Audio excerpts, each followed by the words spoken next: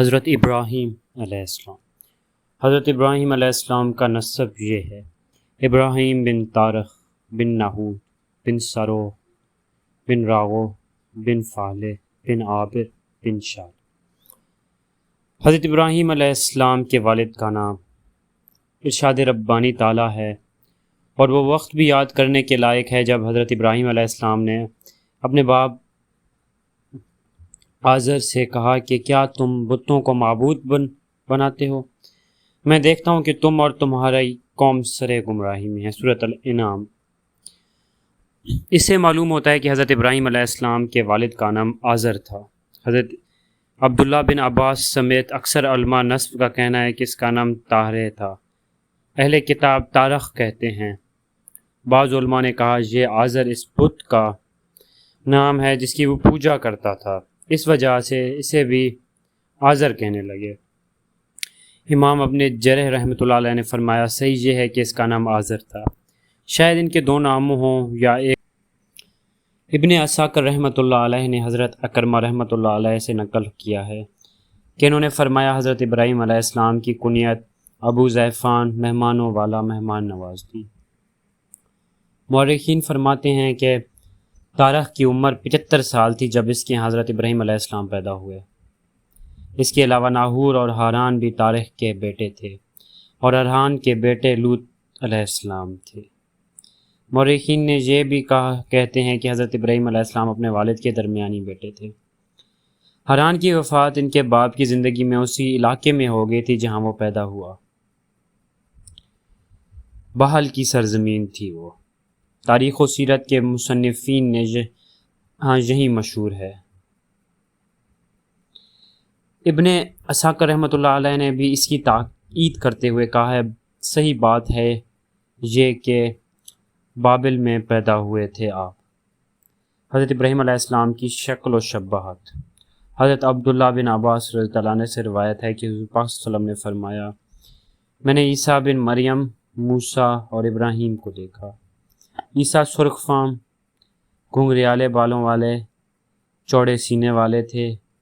موسیٰ علیہ السلام گندمی رنگت کے، فربا بدن تھے۔ صحابہ کرام نے عرض کیا اور ابراہیم؟ نبی پاک صلی اللہ علیہ وسلم نے فرمایا اپنے ساتھی محمد کو دیکھ لو صلی اللہ علیہ وسلم۔ حضرت عبداللہ بن عباس سے روایت ہے کہ نبی پاک صلی اللہ علیہ وسلم نے فرمایا حضرت ابراہیم علیہ السلام کا حلیہ معلوم کرنے کے لیے اپنے ساتھی محمد صلی اللہ علیہ وسلم کو دیکھ لو۔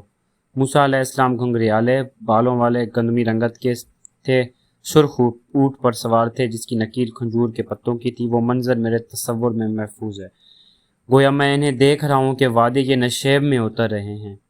مورخین کہتے ہیں کہ حضرت ابراہیم علیہ السلام نے حضرت سارہ علیہ السلام سے نکاح کیا۔ حضرت سارہ علیہ السلام بانجھ تھی، ان کے ہاں اولاد نہیں ہوتی تھی۔ طارخ اپنے بیٹے حضرت ابراہیم، ان کی بیوی حضرت سارہ اور اپنے بھتیجے لوط کو لے کر کلدانیوں کی سرزمین سے کنانیوں کے علاقوں کی طرف روانہ ہوئے۔ وہ لوگ ہران کے مقام پر رہائش پذیر ہوئے۔ وہاں طارخ 250 سال کی عمر میں وفات ہو گیا۔ اس سے معلوم ہوتا ہے کہ حضرت ابراہیم علیہ السلام ہران میں پیدا نہیں ہوئے تھے بلکہ کلدانیوں کے ملک میں ہی پیدا ہوئے تھے جو بابل اور کرب و جوار کے علاقے پر مشتمل تھا۔ پھر وہ کنانیوں کی سرزمین کی طرف روانہ ہوئے۔ یہی علاقہ بیت المقدس کا علاقہ ہے۔ راستے میں وہ ہران میں ٹھہرے جو اس زمانے میں کلدانیوں کے ملک میں شامل تھا۔ وہ جزیرہ اور شام میں ہی رہے۔ یہ لوگ 7 ستاروں کی عبادت کرتے تھے۔ جن لوگوں نے دمشق کا شہر بسایا تھا وہ بھی اس مذہب کے پیروکار تھے۔ وہ قطب شمالی کی طرف منہ کر کے کئی طرح کے الفاظ اور اعمال کے ذریعے سے 7 ستاروں کی پوجا کیا کرتے تھے۔ یہی وجہ ہے کہ دمشق کے پرانے دروازوں میں سے ہر دروازے پر ان میں سے ایک ستارے کی عبادت گاہ بنی ہوئی تھی۔ وہ ان کے ناموں کی عیدیں مناتے اور قربانیاں کرتے تھے۔ اس طرح ہران کے باشندے بھی ستاروں اور بتوں کی پوجا کرتے تھے۔ بلکہ ابراہیم خلیل اللہ اور ان کی زوجہ محترمہ اور بھتیجے لوط علیہ السلام کے سوا دنیا بھر میں لوگ کافر تھے۔ اللہ تعالیٰ نے حضرت خلیل الرحمن ابراہیم کے ذریعے اس باطل اور گمراہی کو ختم کیا۔ اللہ تعالیٰ نے انہیں بچپن ہی سے عقل سلیم اور ہدایت سے نوازا تھا۔ جب وہ بڑے ہوئے تو انہیں رسول بنا کر مبعوث فرمایا اور خلیل اللہ کا نسب عطا فرمایا۔ ارشاد باری تعالیٰ اور ہم نے ابراہیم کو پہلے ہی ہدایت عطا فرمائی تھی اور ہم اسے جانتے تھے، یعنی ہمیں معلوم تھا کہ وہ اس اللہ تعالیٰ نے قرآن پاک میں مزید ارشاد فرمایا ہے۔ ترجمہ: اور ابراہیم کو یاد کرو جب انہوں نے اپنی قوم سے کہا کہ اللہ کی عبادت کرو اور اسے ڈرو، اگر تم سمجھ رکھتے ہو تو یہ تمہارے حق میں بہتر ہے۔ تم اللہ کو چھوڑ کر بتوں کو پوجتے اور جھوٹی باتیں دل سے گھڑ لیتے ہو۔ بلاشبہ جن لوگوں کو تم اللہ کے سوا پوجتے ہو وہ تو تم کو رزق دینے کا اختیار نہیں رکھتے، بس اللہ ہی کے ہاں سے رزق طلب کرو اور اس کی عبادت کرو اور اس کا شکر کرو اور اسی کی طرف لوٹ کے جاؤ گے۔ اگر تم میری تکذیب کرتے ہو تو تم سے پہلے بھی امتیں اپنے پیغمبروں کی تکذیب کر چکی ہیں، اور پیغمبروں کے ذمے کھول کر سنا دینے کے سوا اور کچھ نہیں۔ کیا انہوں نے نہیں دیکھا کہ اللہ کس طرح خلقت کو پہلی بار پیدا کرتا ہے اور پھر کس طرح اس کا اعادہ کرے گا؟ یہ اللہ کے لیے آسان ہے۔ کہہ دو کہ ملک میں چلو پھرو اور دیکھو کہ اس نے کس طرح خلقت کو پہلی دفعہ پیدا کیا ہے، پھر اللہ ہی دوسری نئی پیدائش کرے گا۔ بے شک اللہ ہر چیز پر قادر ہے، وہ جسے چاہے عذاب دے اور جس پر چاہے رحم کرے، اور اسی کی طرف تم لوٹائے جاؤ گے۔ اور تم اس کو نہ زمین میں عاجز کر سکتے اور نہ ہی آسمان میں، اور نہ ہی اللہ کے سوا کوئی تمہارا دوست اور ہے اور نہ مددگار۔ اور جن لوگوں نے اللہ کی آیتوں سے اور اللہ کی ملاقات سے انکار کیا وہ میری رحمت سے نا امید ہو گئے ہیں۔ اور پھر ان کی قوم کے لوگ جواب میں تجھے بولے کہ اسے مار ڈالو، جلا دو، مگر اللہ نے ان کو آگ کی سوزش سے بچا لیا۔ جو لوگ ایمان رکھتے ہیں ان کے لیے اس میں نشانیاں ہیں۔ اور ابراہیم نے کہا کہ تم اللہ کو چھوڑ کر بتوں کو لیے بیٹھے ہو صرف دنیا کی زندگی میں باہم دوستی کے لیے، پھر قیامت کے دن تم ایک دوسرے سے انکار کرو گے، یعنی ایک دوسرے کی دوستی سے انکار کرو گے اور ایک دوسرے پر لعنت بھیجو گے، اور تمہارا ٹھکانہ دوزخ ہوگا اور کوئی تمہارا مددگار نہ ہوگا۔ بس ان پر لوط ایمان لائے اور ابراہیم کہنے لگے کہ میں اپنے پروردگار کی طرف ہجرت کرنے والا ہوں، بے شک وہ غالب حکمت والا ہے۔ اور ہم نے ان کو اسحاق اور یعقوب عطا کیے اور پیغمبری اور کتاب ان کی اولاد ہی سے میں مقرر کر دی، اور ان کو دنیا میں بھی ان کا صلہ عطا کیا اور آخرت میں بھی ان نیک لوگوں میں ہوں گے۔ سورۃ عنکبوت۔ والد کو توحید کی دعوت۔ آپ کا والد بتوں کو پوجتا تھا، چنانچہ آپ نے سب سے پہلے اس کو توحید کی دعوت دی، کیونکہ سب سے زیادہ وہی اس بات کا حق رکھتا تھا کہ پورے اخلاص کے ساتھ اس کی خیر خواہی کیا جائے۔ حضرت ابراہیم علیہ السلام نے توحید کی دعوت کا آغاز اپنے گھر سے کیا اور اپنے مشرک باپ کو بڑے پیار اور ادب سے تبلیغ کی، لیکن باپ نے اتنا ہی سخت رویہ اختیار کرتے ہوئے ابراہیم کو سخت دھمکی دی۔ اللہ تعالیٰ نے ارشاد فرمایا، ارشاد ربانی تعالیٰ ہے کہ اے نبی اس کتاب میں ابراہیم کا قصہ بیان کرو، بے شک وہ نہایت سچے پیغمبر تھے۔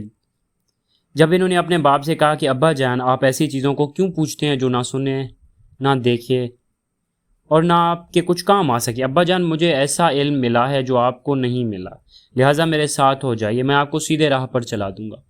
ابا جان شیطان کی پرسش نہ کیجیے، بے شک شیطان رحم کرنے والا اللہ کا نافرمان ہے۔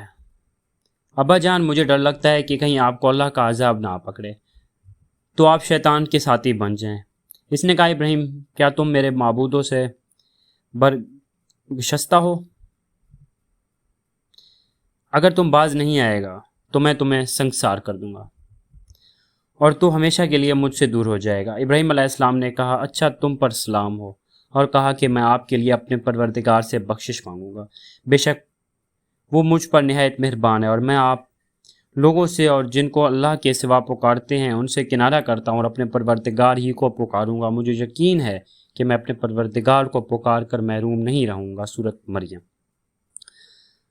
اس آیت میں اللہ تعالیٰ نے آپ کے والد سے گفتگو اور بحث بیان فرمائی اور بتایا کہ آپ نے اپنے والد کو کس طرح عمدہ ترین الفاظ اور بہترین اشارے کے ساتھ حق کی طرف بلایا اور ان پر بتوں کی عبادت کا باطل ہونا واضح فرمایا، اور جو اپنے پجاری کی پکار نہیں سنتے اور نہ ان کی موجودگی کو دیکھتے ہیں، پھر وہ کس طرح اسے فائدہ پہنچا سکتے ہیں، کس طرح اسے رزق دے سکتے ہیں یا اس کی مدد کر سکتے ہیں۔ پھر اسے اس کی طرف توجہ دلائی کہ اگرچہ ان کی عمر اپنے والد سے کم ہے، تاہم اللہ نے انہیں ہدایت اور علم نافع سے نوازا ہے۔ چنانچہ فرمایا ابا جان مجھے ایسا علم ملا ہے جو آپ کو نہیں ملا، تو آپ میرے ساتھ ہو جائیے، میں آپ کو سیدھی راہ پر چلا دوں گا، یعنی میں آپ کو وہ راستہ دکھاؤں گا جو بہت واضح، ہموار اور حقیقت کا راستہ ہے، جو آپ کو دنیا اور آخرت کی بھلائی تک پہنچا دے گا۔ آپ نے جب اسے ہدایت کی یہ بات سنائی اور نصیحت فرمائی تو اس نے قبول نہ کیا، جبکہ آپ کو دھمکیاں دیتے ہوئے بولے، ابراہیم کیا تم میرے معبودوں سے بے رغبت ہو؟ اگر تم باز نہ آئے گا تو میں تمہیں سنسار کر دوں گا۔ ابراہیم علیہ السلام نے والد کے توحید کو ماننے سے انکار کیا اور دھمکیوں کے جواب میں بڑے ادب اور احترام سے فرمایا، آپ پر سلام ہو، یعنی آپ کو میری طرف سے کوئی تکلیف نہیں پہنچے گی، نہ میں آپ سے کوئی گستاخی کروں گا، میری طرف سے آپ بالکل محفوظ ہیں۔ اس کے بعد مزید حسن سلوک کا اظہار کرتے ہوئے فرمایا، میں آپ کے لیے اپنے پروردگار سے بخشش مانگوں گا، وہ میرے ساتھ بہت ہی مہربان ہیں، یعنی مجھ پر یہ اللہ کی مہربانی ہے کہ اس نے مجھے اپنی عبادات اور خلوص کی طرف رہنمائی فرمائی۔ حضرت ابراہیم علیہ السلام نے اپنا وعدہ پورا کرتے ہوئے اپنے والد کے لیے مغفرت کی دعا فرمائی۔ جب انہیں یقین ہو گیا کہ اللہ کی دشمنی ترک کرنے پر آمادہ نہیں تو اس نے برات اور لا تلقی کا اظہار کیا۔ ارشاد باری تعالیٰ ہے، اور ابراہیم کا اپنے باپ کے لیے بخشش مانگنا تو ایک وعدے کے سبب تھا اور وہ اسے کر چکے تھے، لیکن جب ان کو معلوم ہو گیا کہ وہ اللہ کا دشمن ہے تو وہ اس سے بیزار ہو گئے۔ کچھ شک نہیں کہ ابراہیم بڑے نرم دل اور متحمل تھے۔ سورۃ التوبہ۔ حضرت ابو ہریرہ رضی اللہ عنہ روایت ہے کہ نبی پاک صلی اللہ علیہ وسلم نے فرمایا، قیامت کے دن حضرت ابراہیم علیہ السلام اپنے والد آزر سے ملیں گے تو آزر کے چہرے پر گرد و غبار اور سیاہی ہوگی۔ ابراہیم فرمائیں گے، کیا میں نے آپ سے نہیں کہا تھا کہ میری نافرمانی نہ کہیں؟